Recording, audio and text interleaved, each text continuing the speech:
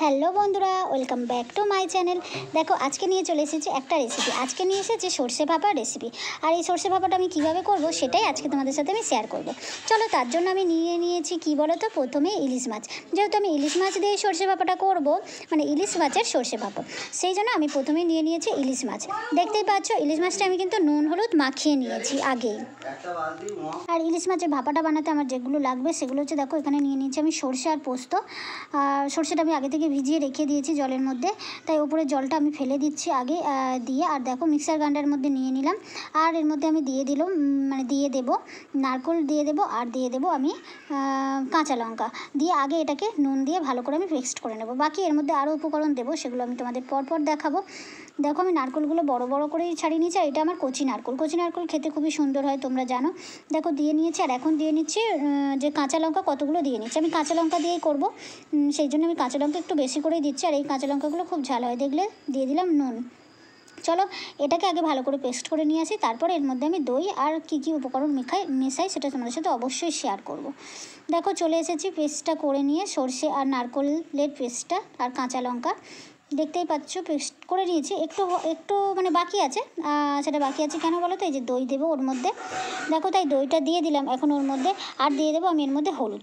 একেবারে দই আর হলুদ দিয়ে ভালো করে সুন্দর করে আমি এটাকে পেস্ট করে নেব, তাহলে ভালো করে একদম মিশে যাবে, সেই কারণে। চলো এটাকে আমি ভালো করে আবার পেস্ট করে নিয়ে আসি।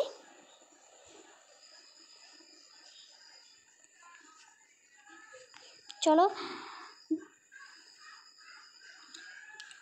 আর এই যে দেখো আমি আবার পেস্ট করে নিয়ে চলে এসেছি। এখন দেখো এর মধ্যে দিয়ে দিচ্ছি আমি সর্ষের তেল। এই সর্ষের তেলটা দিয়ে ভালো করে আমি এর মধ্যে দেখতেই পাচ্ছ ভালো নেড়ে মাখিয়ে নিচ্ছি, মানে মিক্সড করে নিচ্ছি একেবারে সমস্ত যে উপকরণটা আমি তৈরি করেছিলাম ভাপানোর জন্য সর্ষে পোস্তর মধ্যে একদম সুন্দর করে তেলটা দিয়ে নাড়িয়ে আমি একদম পেস্টটার সাথে মাখিয়ে নিয়েছি। আর দেখো এখানে আমি একটা টিফিন বাক্স নিয়েছি বড় দেখে ভাপানোর জন্য। সেই টিফিন বাক্সের তলাতে আগেই প্রথমে আমি কিছুটা পেস্ট ভালো করে মাখিয়ে দিচ্ছি, দিয়ে তারপর আমি ইলিশ মাছগুলো খুব সুন্দর করে এর মধ্যে আমি সাজিয়ে দেবো। দেখতেই পাচ্ছ আমি ড্যাব করে ভালো করে নেড়ে আমি পেস্টটা একদম মাখিয়ে নিলাম টিফিন বাস্কের মধ্যে।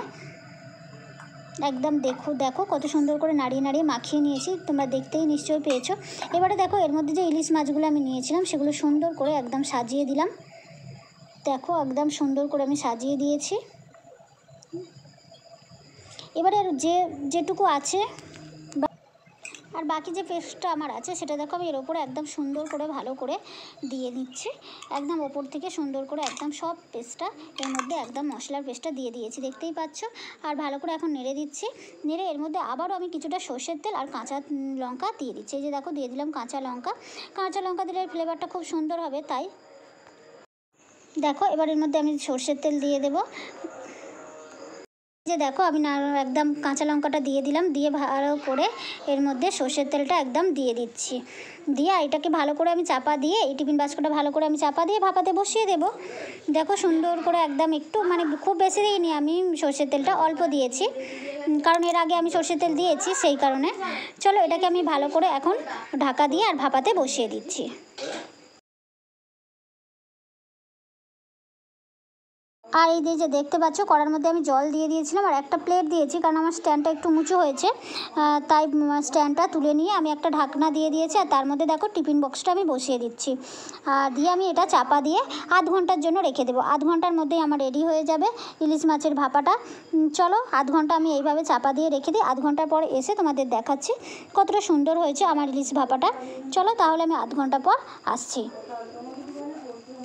আর এই যে দেখো আমি আধ ঘন্টা পরে চলে এসেছি আর আমার রেডি হয়ে গিয়েছে একদম ভাপাটা। খুব কম সময়ের মধ্যে এই ভাপাটা রেডি হয়ে যায়, শুধু মশলাটাই একটু করে নিতে যে সময়টা লাগে, শুধু সেই সময়টুকু। চলো এটাকে আমি এখন নামিয়ে নিই। আর খুব গরম আছে তাই একটু 5 মিনিট পর এটাকে খুলে তারপর তোমাদের সাথে আমি শেয়ার করব। চলো 5 মিনিট পর আমি তোমাদের খুলে দেখাচ্ছি। দেখো আমি তোমাদের খুলে দেখাচ্ছি 5 মিনিট পর। এই যে দেখো কতটা সুন্দর দেখতে হয়েছে, দেখতে যতটা সুন্দর হয়েছে খেতেও ততটা সুন্দর হয়েছে, কারণ এর মধ্যে দই আছে, নারকেল আছে, তোমরা চাইলে এর মধ্যে বাদামও দিতে পারো, কিন্তু আমি বাদামটা দিইনি, স্কিপ করেছি। বাদামটা অতটা ভালো লাগে না আমাদের, সেই কারণে আমি দিইনি। আর কাঁচা লঙ্কা দিয়ে করো, কাঁচা লঙ্কার ফ্লেভারটা তো দারুণই আছে, তোমরা জানো। ব্যাস আমার রেডি হয়ে গেছে একদম ইলিশ ভাপাটা। তোমাদের কেমন লাগলো অবশ্যই কিন্তু কমেন্ট করে বলো। ভালো লাগলে কি করতে হবে, সুন্দর দেখে একটা কমেন্ট করতে হবে, লাইক দিতে হবে। চলো, এটা একদম গরম ভাতে তো খুব সুন্দর লাগে, জানোই তোমরা। চলো এখন আমি গরম ভাতের সাথে এটা খেয়ে নেব, আর তোমাদের সাথে একটু শেয়ারও করে নিচ্ছি। দেখো এখানে আমি ভাত নিয়ে নিয়েছি আর ইলিশ ভাপাটা নিয়ে নিচ্ছি 1 পিস। সাথে তোমাদের দেখিয়ে আমি খাচ্ছি, তোমাদের তো আর দিতে পারবো না, সেই কারণে দেখিয়েই খেয়ে নিচ্ছি, কিছু তো আর করার নেই। চলো আমি খেয়ে নিই, আর এর সাথে আজকের ভিডিওটা আমি শেষ করছি। তোমাদের কেমন লাগলো অবশ্যই কিন্তু কমেন্ট করো, ভালো লাগলে ভিডিওটা শেয়ার করে দাও। চলো বাই বন্ধুরা, আবারও আসবো নতুন একটা ভিডিওর সাথে। তোমরা আমার সাথে থাকো আর ভিডিওটা দেখতে থাকো। দেখো খেতে তো বসেই গিয়েছি, আর খেতে যেকালে বসে গেছি, খাবো তো অবশ্যই। তোমাদেরকে তো দিতে পারছি না, কিছু তো করার নেই, কিন্তু এইভাবে তোমরা ঘরে আমি যেভাবে বানিয়েছি এভাবে বানিয়ে খেও, দেখবে তোমাদেরও খুব সুন্দর লাগবে। এই ইলিশ ভাপাটা, ইলিশ ভাপা দিয়ে তো পুরো ভাতই খাওয়া হয়ে যায়, আর কিছুই লাগে না। সাথে যদি ইলিশ মাছের তেল থাকতো তাহলে তো আরও ভালো হতো, আর যেহেতু আমি কাঁচা ভাপাটা করেছি তাই তেলটা আর বার করিনি। সাথে কাঁচা লঙ্কাটা দিয়ে মাখালে জমে যায়, তাই না? চলো বাই বন্ধুরা, আবার আসবো নতুন একটা ভিডিওর সাথে।